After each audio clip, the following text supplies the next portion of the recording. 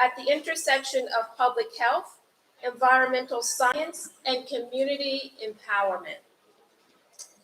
He is also the executive director of the Center for Engagement, Environmental Justice, and Health Empowering Communities, which is a nonprofit dedicated to educating and empowering the voices of frontline communities and advancing equitable solutions for environmental challenges.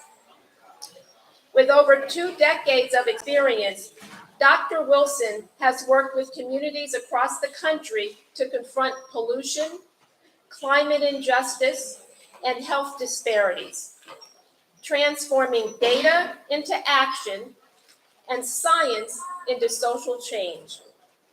His work is rooted in a powerful philosophy: science of the people, by the people, and for the people. And this year, Dr. Wilson was honored with the prestigious Heinz Award for the Environment, where he was recognized for his leadership in building healthier, more resilient communities through advocacy, education, and innovation. Please join me in welcoming Dr. SACOBY Wilson.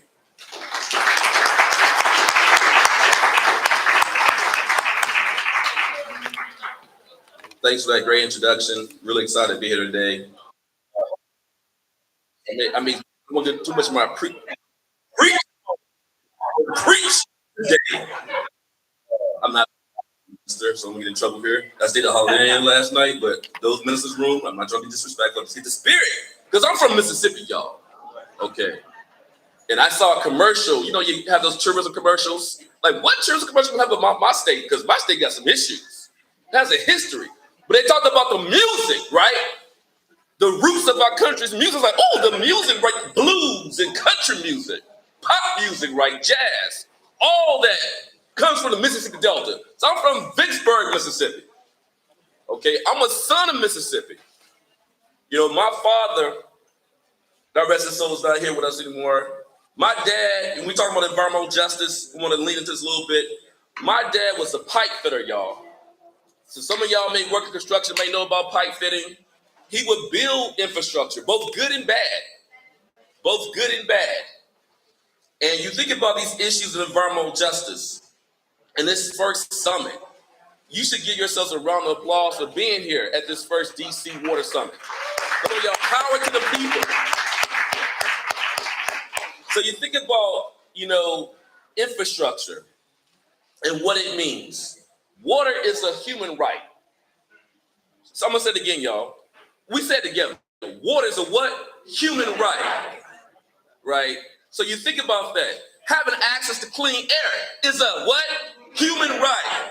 Having access to safe food is a what? Having access to healthy housing is what?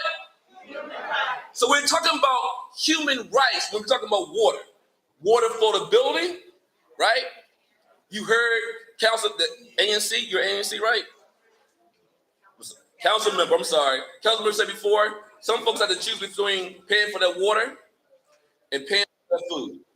Choose between paying for their energy bill and paying for their medicine. That is not something that we should be dealing with in 2025 in this country. But we know in DC what's happening. You got taxation without representation. Amen. Contamination without representation. Think about the Anacostia River, right? Think about the Superfund sites. Think about the power plant. Who lives near those facilities, right? Then you got infrastructure that's poor quality, that's not up to code. But for some reason, some folks got infrastructure that is better quality. So Dr. Bullock, who's known as the father of environmental justice, he says that some folks have the complexion for protection and some folks don't. Okay? So you think about these issues of affordability, whether it be water shutoffs, energy shutoffs, water quality.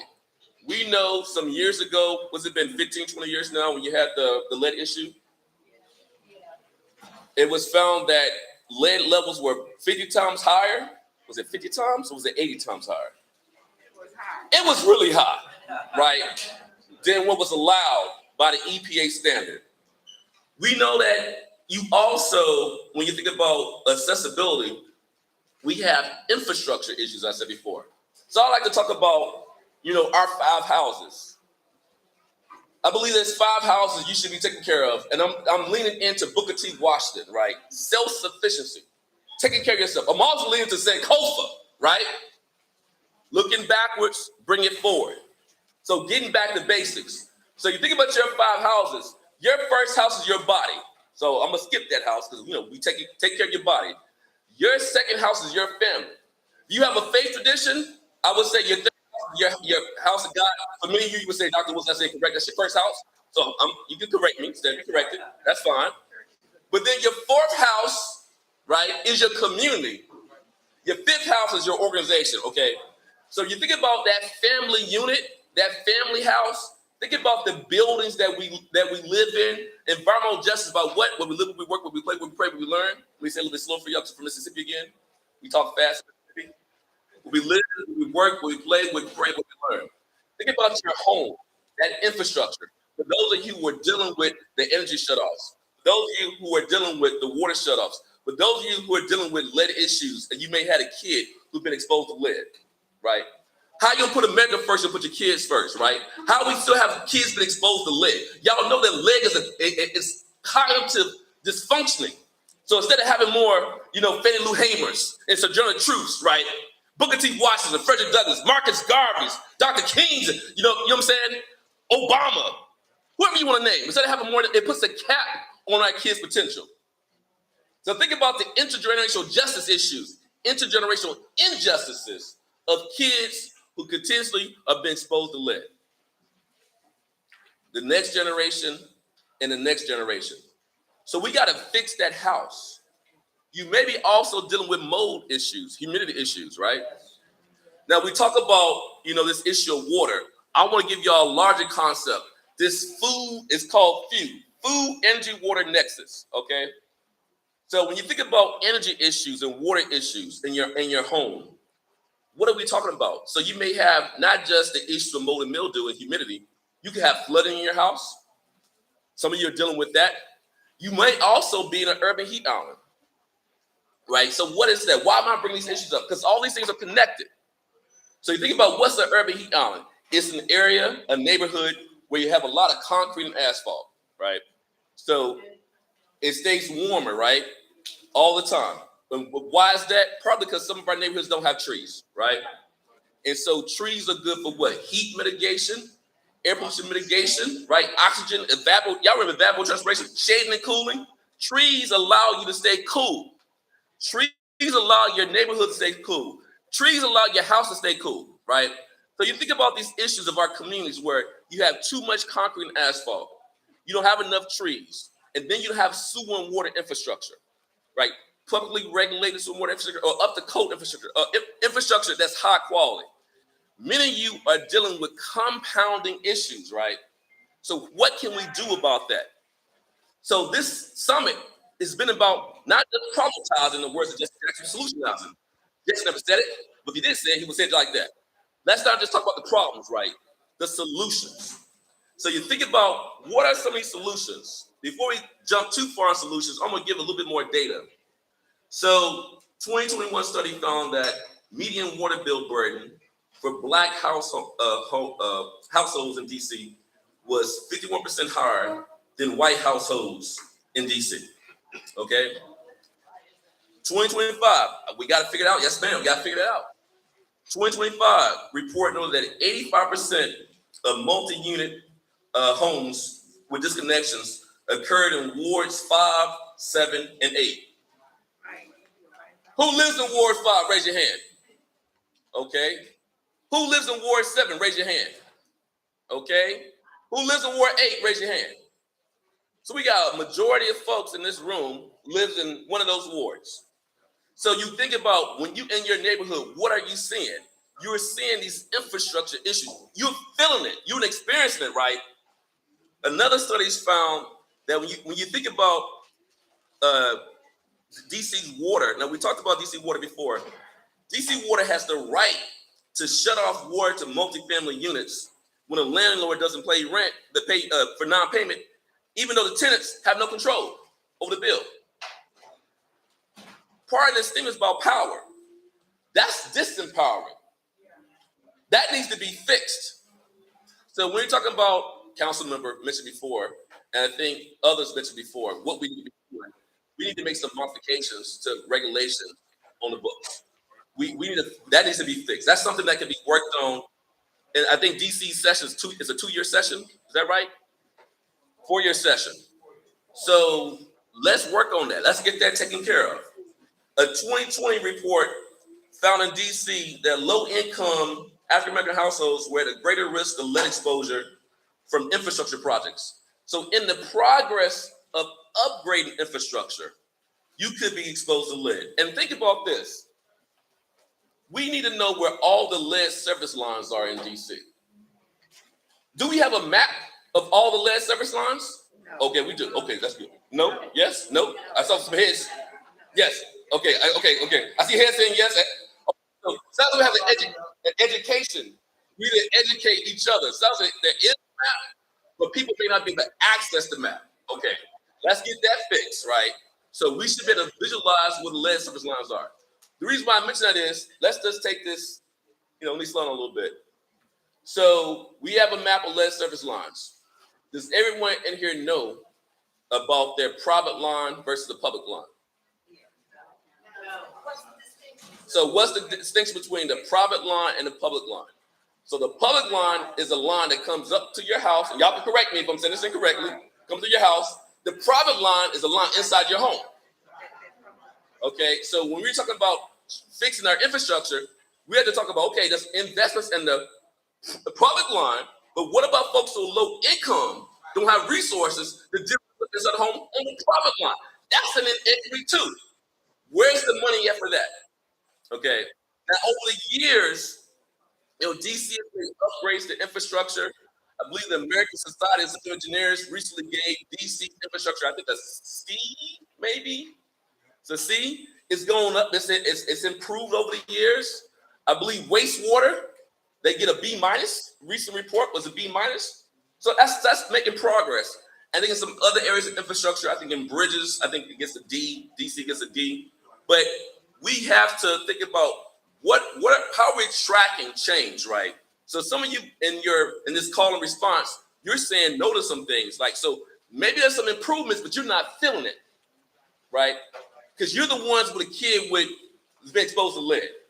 You're the one who just had their water shut off. You're the one who you maybe got that one-time help, but that one-time help is not enough. You may need it twice. You may need it 3 times. You may need it 4 times, right? So where do you go once that one time is used up, right? Now, maybe saying something wrong up here, but again, for those who are under distress, under duress, how can we make sure we have more support for those residents, right? So you think about why, again, we have these issues around water in DC. You got legacy pollution, right? You have historical context. Maybe due to redlining in the city. So think about who got infrastructure and who didn't. What wards got infrastructure and what wards didn't. What wards get capital project, what wards do not. But what about the amount of money gets invested? Are we checking that when it comes to the capital projects? So are you mapping out who's getting the capital project, right? How much money is going in when it comes to capital projects to address these issues? And then what's the return on investment when it relates to addressing the problem? So that's going to be important as part of and holding folks accountable and using the Office of People's Counsel, OPC, to be your advocates, right? That's important. Let me keep it moving. Well, literally, how much time do I have? So bad. Who's the timekeeper? Okay, yeah, I'm a 20 minutes. Okay, yeah, I didn't want to talk too long.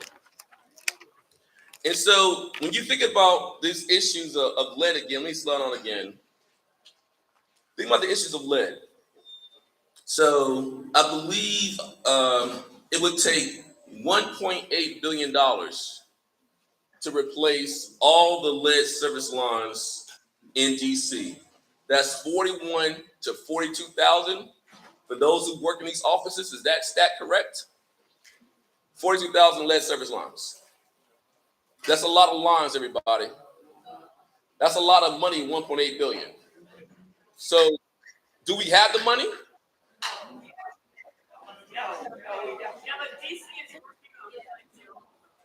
So we have progress being made, but are folks feel again? Are people feeling the progress? Are they seeing the progress? So we have some folks are seeing it, some people are feeling it, some people are not. So again, do we have a map of do we have a progress report on the replacement? Do we have a map that shows where the replacement is happening? Is there a plan for the phases in? So is that education happening? So I hear y'all are saying yes. I'm not trying to start a problem here. Just trying to call and respond. Often saying yes, but then some of the residents are saying no. So how can we get people, get the engagement team out there more to say, hey, this is what's happening. I think that empowerment, that educational empowerment is part of this. So the reason why I'm doing this to make sure things are happening, but you're not feeling it and you're not seeing it. So we got to get more folks to the ground to say, this is what we're doing. Have the block captains involved, right? Have your community development corporations involved, the CDC. Your CDC's involved. Have your local churches involved, particularly local churches that you are, resident and you go to that local church. So many of us may drive to it, from outside to that church, right? So how can we engage more of that anchor infrastructure, our community centers, our schools to be part of the partners to help share this information about what's happening related to infrastructure. So I'm not just going to talk about the problems with y'all. I also want to talk about solutions. So when we think about the affordability programs, some of y'all have gotten support from the CAP program, Customer Assistance Program. Sounds like that's working to a certain extent, but there's more that can be done. The SPLASH program, I was mentioning that before, that one-time assistance program. Some of you have accessed that program, but we need to bring more money into SPLASH. And then what about some of you are also using SPLASH, but also you may be using LIHEAP, the low income energy assistance program. So some residents need both programs, right? And not just one time, more resources. So how do we raise money to make sure that the folks, again, in the most needed support have access to those resources and needed, right? You have the CRAC program. That's a financial relief program, right? And so that's another program that's out there. And then there's flexible payment plan programs. Now, for me, when we think about these issues of environmental justice, and we use the term today. How many of y'all familiar with environmental justice issues in general? Just raise your hands. So okay, cool. So because a lot of times we talk about it, it's sometimes it sounds esoteric. All it really is about, again, as I said earlier, about where you live, where you work, where you play, where you pray, right?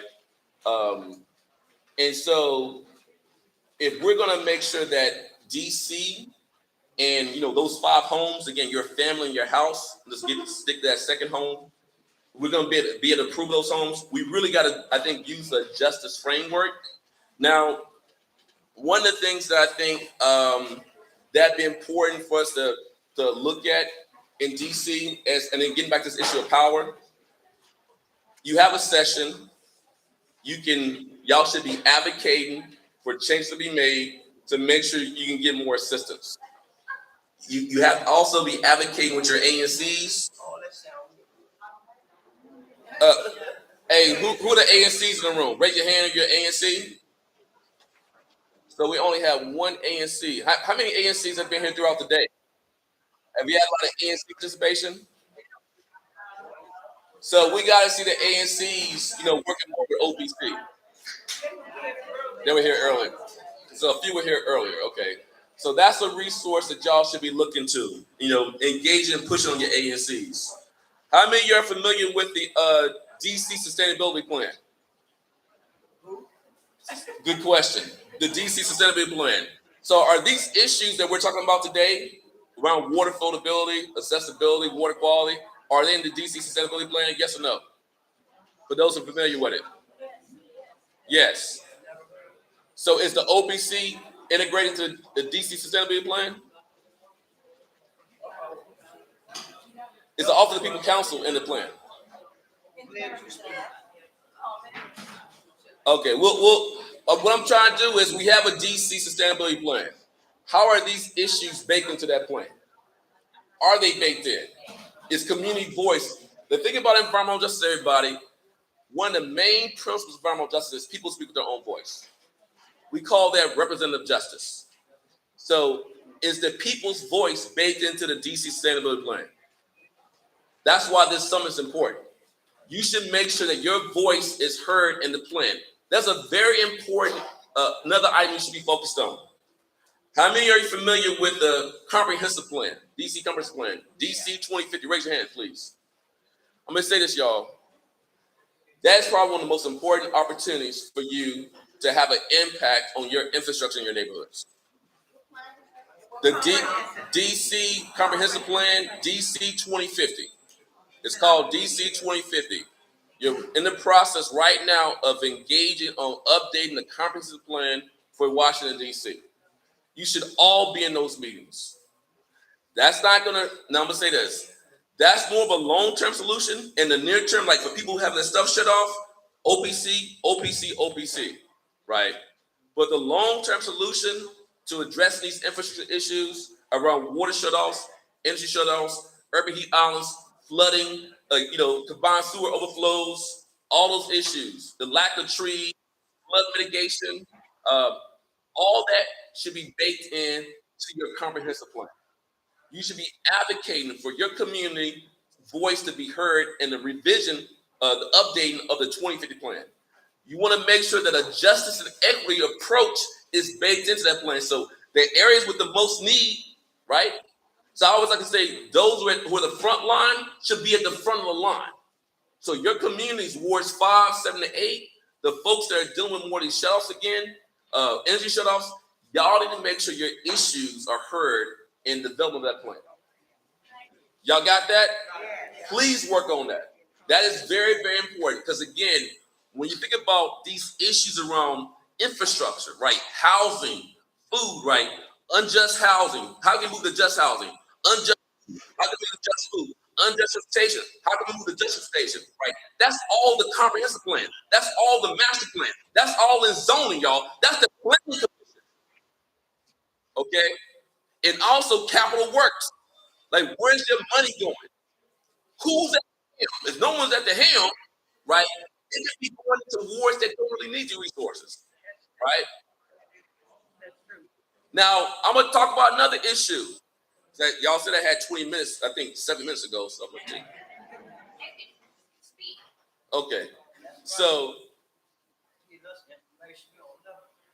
well, you know what? I like James Brown. When I go out gardening, I listen to James Brown all the time. He said, give me that vital information. For that, James Brown, the best philosopher ever. I'm talking to the musician James Brown, everybody. But y'all know the songs, right? You know, he's talking about education. Talking about education, right? So I'm trying, as you just said, thank you for that call out, education here. So when you think about these issues, another issue that we may not be as, thinking about enough, but I mean, I'm gonna bring up the issue of climate change. I mean, I think many of you know what it is. All I was gonna say is, you may not believe in climate change, but it believes in you if you're Black. That's right. If you're Latino, if you're low wealth, if you live in a floodplain, right? If you are uninsured, right? If you under-resourced, it believes in you.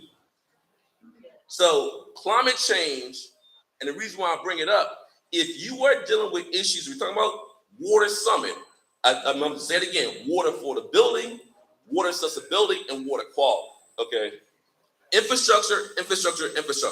So with climate change, what's going to happen? We're going to have more of those episodic rain. I'm not talking about hurricanes, episodic rain events, right? Where you have extreme rainfall. What does that mean? You have an infrastructure that's aging, that cannot deal with the amount of water. You got combined sewer overflow issues, right? That's a problem. Climate change is going to make that worse. And then you think about, okay, you got these issues, right? And then you get your water shut off. And you got lead surface lines. What happens when the water is stagnant? That stagnant water does what? Helps to leach out the lead. So we get your water turned back on, you're drinking more lead. So we can't just talk about the public line, right? We got to talk about the private line. So for those of us, those of you in this room who are going to be impacted by climate change and you're impacted consistently by water shutoffs, you have to be aware of that lead issue, like the intersection of those issues, okay? So that's a serious thing, y'all. Climate change is serious. We got to take it seriously, even though there may be climate change deniers, climate change liars, right? I ain't gonna say no names because I won't get in trouble. I'm not gonna say no names right now. I'm gonna get in trouble.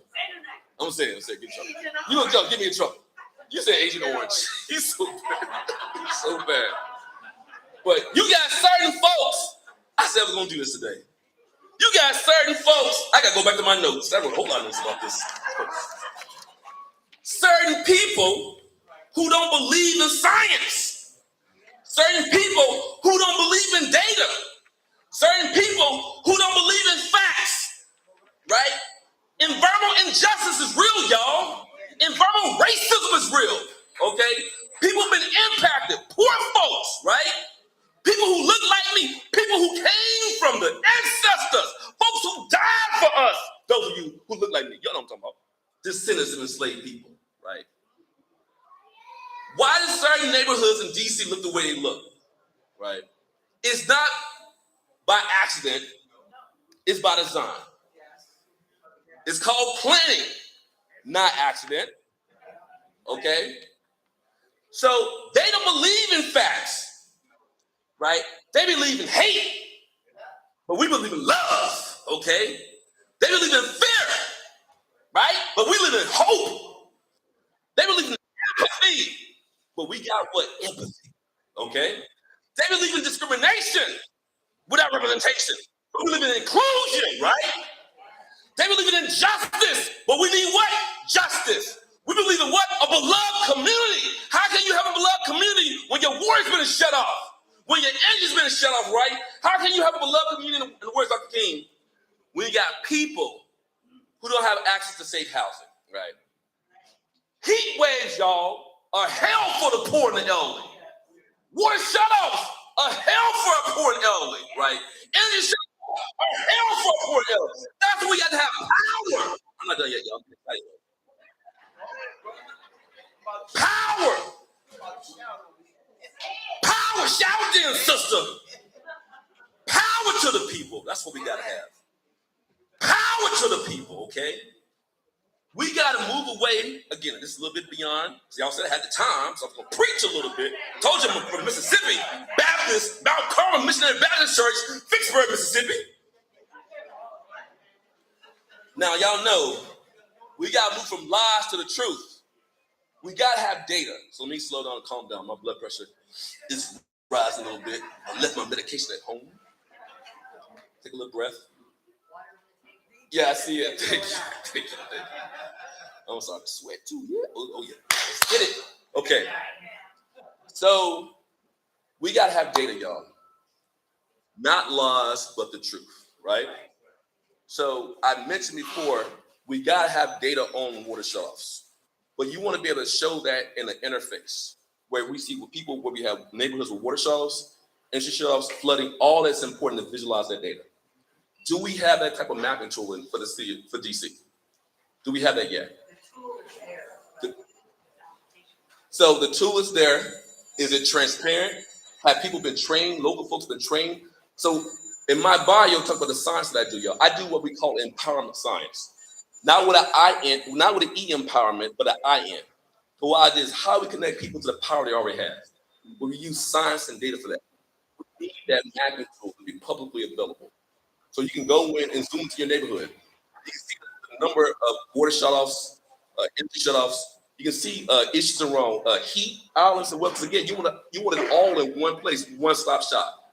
If you do the one-stop shop, that'll really allow you to invest in those communities better. It'll allow you to identify, prioritize, and micro-target the areas of the most need. So I do a lot of maps.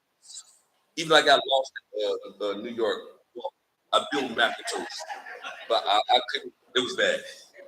I was using GPS. It's like, yeah, okay, but yeah. But the truth, y'all, shall set you free. So we're about the truth when we talk about environmental justice. You know, the truth will set us free. So let me keep it moving. So I got a few more comments, and I'm gonna take some questions if we have time. But when we look at these issues, so we talked about the sustainability plan. I talked about the EJ map. One of the things for the Office of Water to do, OPC to do together with some other offices of Department of Energy and Environment, you want to have a mapping tool that maps water, again, affordability, accessibility, and quality.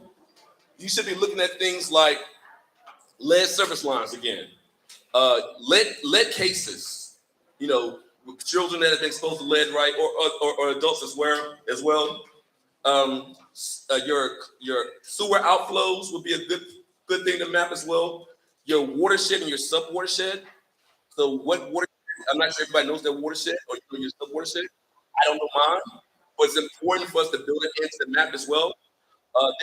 We have what we call drinking water disinfection byproducts. I want to get into the science of that. But once you use chlorine, y'all use chlorine or chloramines? Which one? Chloramines. That's usually disinfection byproducts. Those chemicals can cause cancer and other adverse health effects. So you want to know about your disinfection byproducts. You also have heard about these compounds, forever chemicals called PFOS. You want to also know the levels of those chemicals. So think about, so when you're mapping water shutoffs it's better to do it at the sub-ward level, so if possible, the neighborhood level. So if you're building this tool, you want to be able to map all this out. So as residents, as consumers, you can go in and see what's happening in your neighborhood. And then that will help you do what? Advocate. That gives you your power. You already got the power, but you apply that knowledge. So you should be advocating. I want to get into too much the complexity of that, but we're happy to help y'all build that mapping tool. And that's because we've actually built the mapping tool for the state of Maryland. We built a tool for the Mid-Atlantic, and we also built a part of our mapping tool work. We built a water quality mapping tool for the state of Maryland as well. So we have some expertise that can be helpful for DC to build that mapping tool. Another point I want to make, and getting back to this issue of Booker T. Washington, I think it's important, y'all, we think about self-sufficiency. I'm glad I was able to slow down some, because I was out of breath a little bit. Self-sufficiency, how do we want DC to look? You have the comprehensive plan, but getting back to the whole concept of food, energy, and water, how can we bring in more green infrastructure to our communities, right? I mentioned previously that I do a lot of gardening. I think I mentioned that. I told somebody, maybe Valka, I just made like 64-ounce jars of fig preserves last night. I was up to like 3 o'clock in the morning. I'm in my book. I mean, that's Booker T. Washington, y'all. Booker T. Washington, these Little House on the Prairie. Y'all remember that show, Little House on the Prairie? So the idea is self-sufficiency. How you build, food sovereignty is important. Energy sovereignty. A lot of this stuff is privatized. How do we make these resources more public? So that's a different thing. But the reason why I bring it up, how can we make our community utopias? So you have food forests. Some of us are dealing with gun violence in our communities. And I believe some folks are doing memory gardens. So memory gardens, food forests, right? You have aquaculture, you have hydroponics. You can work with UDC, work with Howard University. How can we bring in this again? This is not long-term, this is more like a mid-term solution. How can we build our communities differently? So if you have more trees, your energy bill will be lower, right? If you had more trees, folks could go play in the creeks because the trees would do what? Help reduce the contamination as part of riparian zones. If you have more trees, your asthma rates would go down. Because we know that if you live near a highway or byway, right, you've been exposed to pollution, combustion byproducts like particulate matter. That's dust in the air, which causes asthma attack, stroke, heart disease, diabetes, Alzheimer's, low birth weight births, low birth weight babies, increase in mortality, cause cancer, reduce your life, lead to premature mortality, and reduce life expectancy. That's just one pollutant. So when we burn gas or diesel, that's just one pollutant you're being exposed to, y'all. So we put in more trees. What the trees gonna do? They're gonna take that in. Bring in more ornamentals. Bring in more native species. Much time? I was asking how much time he looked like they're gonna cut me off. No, she won't. Oh, I know. You can talk about that. I know I can't, but I don't want to. They can't be here all day. This is not class. No, we have to leave like at about 4:15. What time is it? It's 3 o'clock. It's 3 o'clock. Okay. Okay. We got one down. Oh yes, ma'am. Thank you. So when you think about, again, I said short-term solution, OPC, changing the laws, work with your ANCs, work with the council members. Mid-term solutions, let's build these ecotopias. Long-term solution, 2050, is the comprehensive plan, right? These are things, are solutions, y'all. These are strategies that we have to take. Another thing is that's an EJ bill, environmental justice bill, that's under review again. These type of issues should be baked into the environmental justice bill. So let's get that, bring water shutoffs, energy shutoffs into the environmental justice bill. So where is that bill? That bill is part of it. I think Empower DC and some other folks, We Power, they're both leading on revive the bill. It's an environmental justice cumulative impacts. So cumulative impacts basically means looking at the impact of chemical and non-chemical stressors in the community and seeing how it leads to poor health outcomes and impacts quality of life. So chemical stresses like particulate matter and lead. Non-chemical stresses could be biological, like mold, mildew, allergens. Physical stressors like heat issues, okay? So non-chemical and chemical stressors. So that bill is a cumulative impacts bill. So think about the cumulative impacts of inequitable water quality, cumulative impacts of water affordability issues, and cumulative impacts of water accessibility issues. So water should be baked into that bill. And those are three categories that you want to lean into when you're asking them to update the bill to make sure that they're not missing. Because a lot of times we do cumulative impacts, we talk about air, but this meeting is about water. So you want to take a multimedia approach. That's why I've been talking about air and water during these words I've shared with y'all. So I'm about to wrap up, y'all, because I know y'all look tired. You had lunch, got the itis. I'm gonna wake you up one last time. Make a little my notes. So when you think about this summit, we're really talking about, this is the people's agenda, right? So poor people, people of color, people who've been dumped on, people who've been downtrodden, like people who've been forgotten, people who've been not really focused on, right? And I think Jesse Jackson had a I love Jesse. Everybody is somebody, right? So I'm gonna do a riff on that. Everybody is somebody. Somebody's parent who worked a late shift. Somebody's kid who has asthma. Somebody's kid who's been lead poisoned, right? Somebody's mother who may have diabetes and don't have access to food. Somebody's friend or family member who may have cancer. Somebody's neighbor with heart disease. Somebody's grandma who may have their water cut off. Somebody's colleague with no trees. Somebody who's had to pay to choose between, again, like I said earlier, that light bill, paying that water bill, and paying for that medicine, paying for food. Somebody's cousin who may live by too many highways. Somebody who may be in a neighborhood with too much flooding. So we can say that I am somebody. Say it. I am somebody. You are somebody. I know that English is messed up, but we are somebody. We are somebody. We are the people. We are people. We are the people. We are people. We are the people. We are people. Power to the people. Power to the people. Power to the people. Power to the people. Power to the people. Power to the people. Thank you, y'all. Thank you.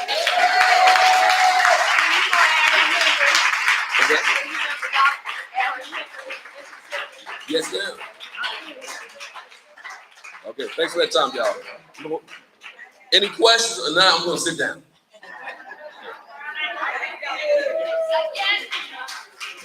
Again, let's thank Dr. Wilson for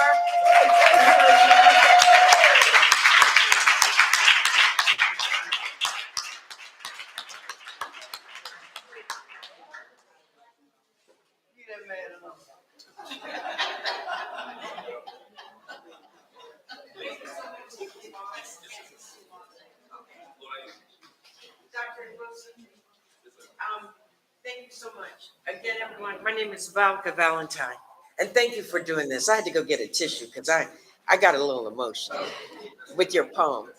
Is there anyone that we can take 2 or 3 questions that would like to ask Dr. Wilson a question? I mean, you never do get this opportunity to ask a leading environmentalist a question.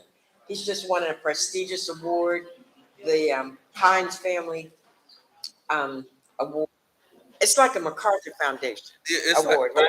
It's like a small Nobel Peace Prize for environment. That's a different way to say it. Okay. People don't know MacArthur; they know Nobel Peace Prize. Right. But yes. Okay, let's take this question right here. Go ahead. Hi, thank you for your time. Okay. My name is Courtney Anderson, and I am a boarding resident in the. So we can hear you. Come to the Do we have microphone. a microphone? Does that mic work? Okay, is that working? There you go. See if that works. No. Oh yeah, it works. Go ahead. Yeah, go ahead. I'm Courtney Anderson. I'm a boarding resident, and you spoke to justice for multi-unit homes, and I just wanted to put in the bucket that we make sure we remember condos and those who are in multi-unit homes who are also homeowners, because we often emphasize tenants, but there are a lot of condo associations and warding that are being challenged as well, and just have so many things, and we're trying to do the right thing, buy our home and stay in our community and all of that, but the challenges just seem insurmountable sometimes. So I appreciate what you all are saying, but do not forget the homeowners who are in multi-unit homes. Yep. Thank you for that. I got a big mouth. I can speak loud. My name is Renee. I live in Ward 2, and that was a lot of information. And I'd like to know, where can I find that information? Oh yes, thanks for the question. That's the first time I ever heard all that. Yes, ma'am. So I direct siege.org. So the website is ceejh.org. Oh, sorry. Yeah, I have a few cards, luckily. So ceejh.org. Okay. Yes, ma'am. I have a card on me. I'll give it to you. It stands for the Center for Engagement, Environmental Justice, and Health, Empowering Communities. So it's Siege Inc. actually, but the website is ceejh.org. We also just had a symposium, actually the 10th to 13th in Baltimore. So we talked about a lot of these issues, and those sessions are recorded. So you can go to when you go to the website, click on Symposium 2025 button, and there'll be more information. It's general about environmental justice. I'm not sure how much is on water and energy shutoffs in those sessions, but we can connect you to folks. So one of the things that we're trying to do with our organization is, I said, it's about empowerment science, and what I didn't say is liberation science. So how do we empower folks and liberate them from environmental racism, environmental slavery, environmental oppression, peace and justice, right? So so we're a technical assistance entity. We provide technical assistance to communities, organizations who need support to address environmental, climate, energy, and justice. So y'all can follow with me. I do have a few business cards, luckily, because I just got some new ones last week. So I can share those cards, but the best place to go to follow up would be siege.org. And for those of you who are on LinkedIn, y'all can find me on LinkedIn, because I'm only SACOBY, my middle name, SACOBY McGill, I forgot my name for a second. SACOBY McGill Wilson, so it's easy to find me. You know, my mama, you know how parents are. Yeah, so SACOBY McGill Wilson, and yes, but I'll give you a card. And Dr. Wilson, what you can also do is you can have your card and let somebody take a picture of it. Yep. That'll work. I'm online first. You know. Give me my card. Okay, so we have one more question. Yes, ma'am. Where? Where's the mic at? All right. Shall we bring her the mic? Oh, she's good. Take time. Yeah, he's the mic. Aaron Henry was my. Thank you. My question is in regards to what you said about, we don't know if you're buying water in a plastic bottle or if you filter your water, but the concern was, what do we look for in our tap water, since people are trying to get us to go back to tap? What are the concerns that you said about that? Because it's just always water is so. Yeah, I mean, there's a lot of, there's chemicals in the water. I mean, some things are added to the water, but the water can be hard. You have the hardness issues, right? You also, again, because of the disinfection, we disinfect water, because if we don't do that, it can have microbes. Y'all know E. coli, There's other microbes as well that could be problematic. So that's why you use the disinfectant. There's also, I think, I'm not sure how much y'all are using UV light at all, but UV is used to also kill microbes. But then when you use a chlorine or some other type of compound to kill microbes, you could have disinfection byproducts, and those could be, as I said before, problematic. So the DC Water should be providing a monthly report, right, on the DBPs. Is that true? No. It should be in your report. It's online. It's online. Okay. So she has a question. So again, I think part of it is there's information, but it's not accessible, or maybe not being a form that makes the most sense. So just because they have a report online, how many of you actually go online? That's one thing. So that's not the best way. So maybe it needs to be through mail. Maybe it needs to be through your block captain. Again, your local other entities in your community. Let me say it differently. We got to find a way to make things more intersectional. So one-stop shop. So your direct aid and mutual aid organizations who are in the community, getting this type of information to them, so they're the ones that trust it to get to the people. Because online is not going to be a place for many of us to go to get this information, right? So that's one thing. But there's also if you want to do your own kind of citizen science and just tracking, you can do your own work and getting kits to test your water, just to be aware of the types of chemicals that are in the water. I would advocate for doing that. I am drinking more tap water myself. I'm in Bowie. I live in Bowie, Maryland. I'm drinking more tap water myself. But I think you want to be aware as best as possible of what's in your water, right? So those reports are important. Doing your own testing is important. And then also, I just think engaging with other organizations who are also focused on water is important. So if you don't have an organization focused on water, start that organization. Okay. Well, thank you so much. Let's give Dr. Wilson a hand.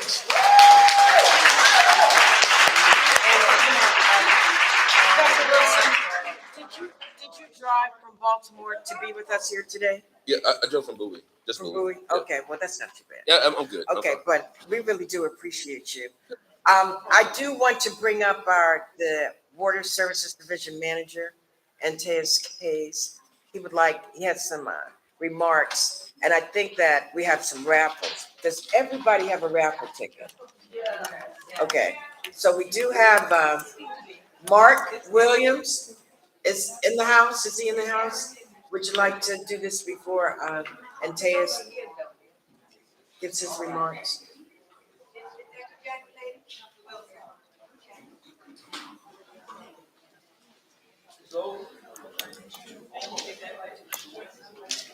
Yeah, well, the People's Council is leaving, and we'd just like to thank her for joining us today.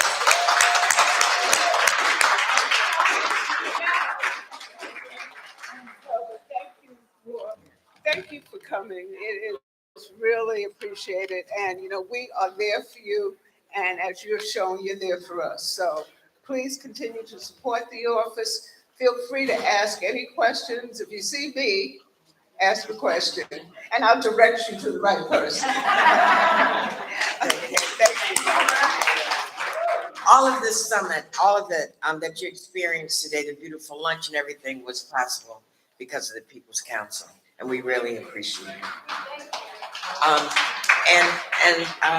I'd just like to also say that when this idea was brought forth to the agency, we talked to the deputy People's Council, and she told us exactly how we could do it so that it would be done. And I would just like to thank her, Deputy People's Council, Karen.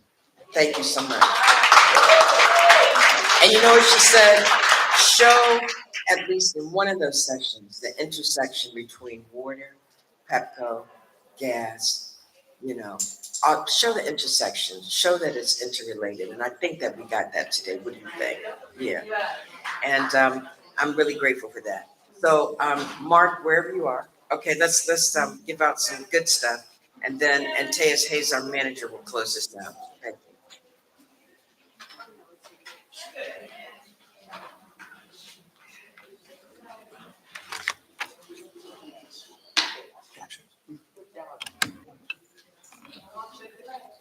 Good afternoon, everyone. And welcome again. This is part 2 of our raffle spree.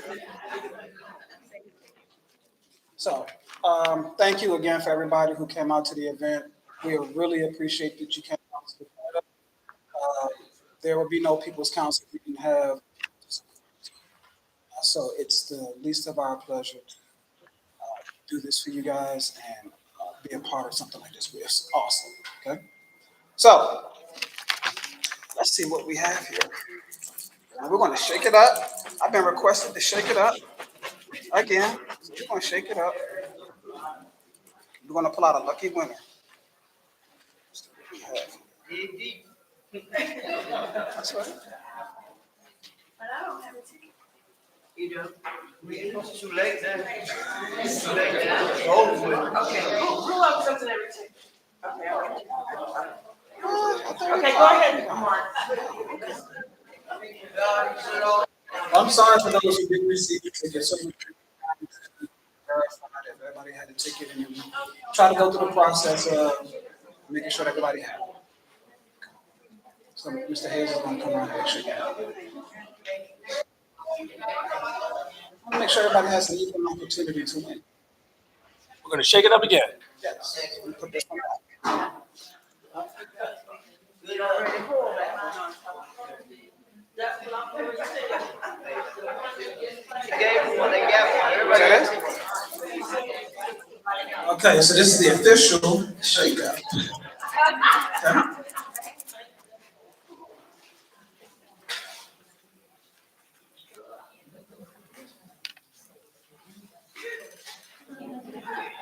Awesome. Okay, here we go. So the last 3 digits are what we're going to focus on, okay? And the last 3 digits are 3, 2, and 8.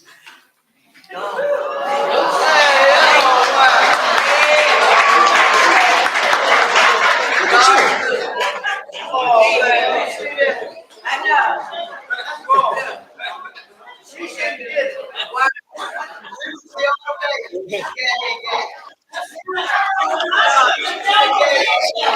That's right.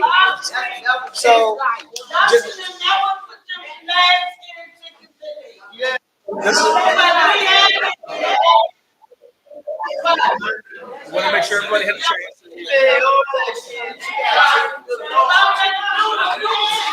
That's all right. this is not the last raffle giveaway. We have a few more, so please bear with us. You will still have an opportunity to be victorious. Okay? So please bear with us, but let me just say that through the gratitude, our gratitude, we are appreciative of Trader Joe's, who partner with us with this event. And so one of the couple of the prizes that we're going to give away was contributed and donated to us from that wonderful partner named Trader Joe's. Okay, so please, if you don't frequent them, please do. Okay. Now, so it's a gift card to Trader Joe's, $50.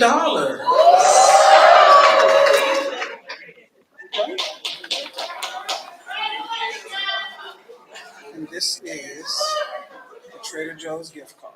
Okay? Now give her a call so we can go. Just want to make sure everybody know that we're keeping it real. Okay. All right. So that was just the first. Okay. So now we're going to do the next one. Everybody ready for that one? Okay. Everybody has a ticket. We want to make sure that you have a ticket because we don't want people saying that they didn't get a ticket. All right. Oh, whoa. We have one. Who says she didn't receive a ticket? No, y'all wrong. Okay, so here we go. We're going to shake it up. Put your hand in the stir around. I do what the people request.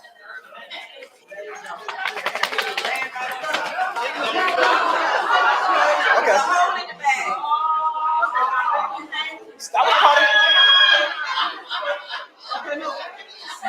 The blue one's the only ones that matter. Okay, the purple was for the lunch. Okay. Okay. Okay. So here we go.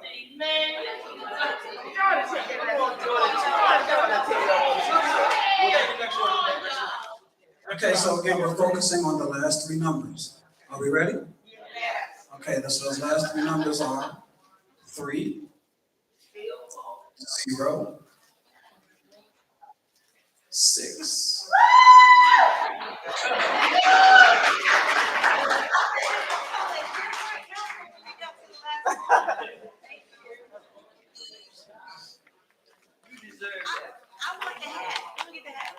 No, this. We don't even have a raffle. They didn't even create a raffle for this.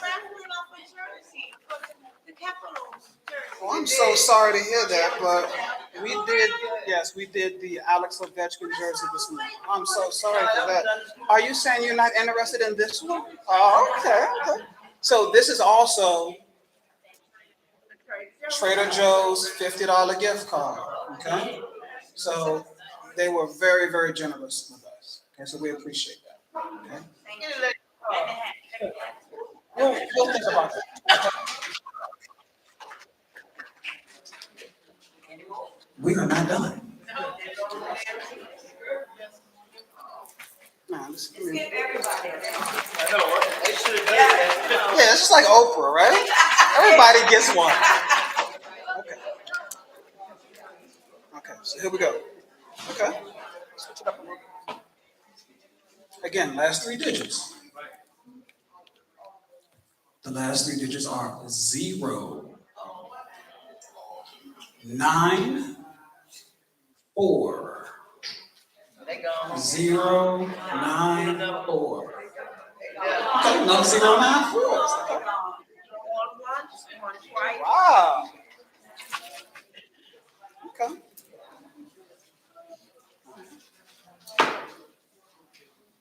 Let's try this again. Last three digits again, okay? The last three digits are 2, 2, 1. No 2, 2 ones, going once, twice, gone. Okay.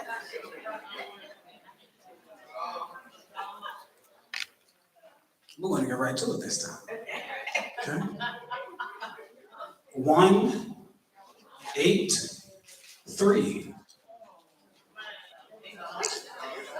No, 1, 8, 3 is either. Okay.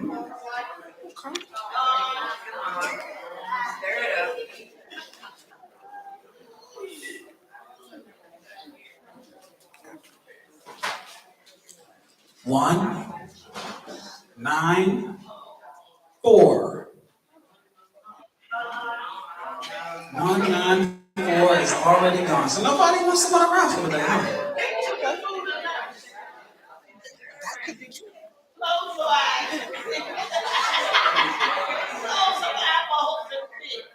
Okay. 0, 1, 4.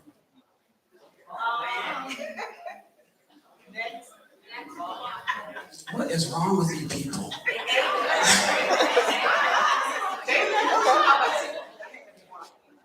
Somebody's going to win. Okay?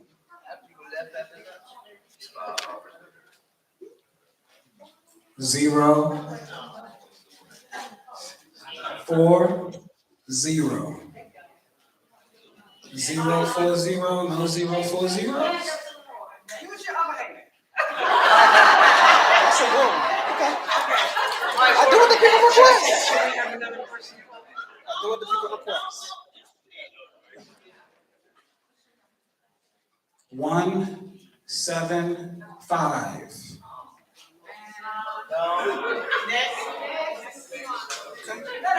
May I pull? Sure. Okay. I'll read it. You pull. Oh, blue. Look, I'm gonna do this thing. Okay, 278. 278. 327. 327. 2-7. Okay. 1, 2, 4. Yes. All right.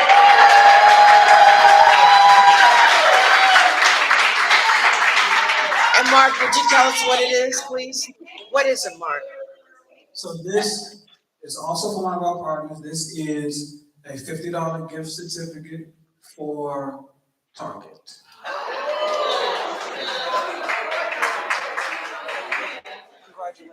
Okay, is that it? One more giveaway. Okay, 170. 170.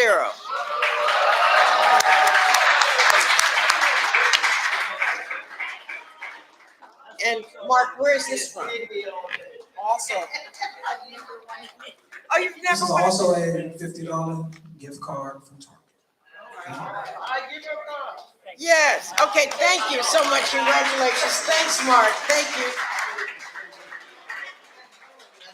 Okay, everyone, thank you again for your patience. Thank you for your support too. On behalf of OPC, we want to thank you guys. And if you guys ever need any advocacy or any education on utilities, please don't hesitate to contact us. Again, I want to give a great warm welcome and a great thanks to my team, the Water Services Division, for putting on such a great event. And again, we want to thank you as the residents of this great city for supporting us. And this is not the only one we're going to have. We're going to have many more to come. So be aware, prepared, look out for emails and other advertising. Thank you.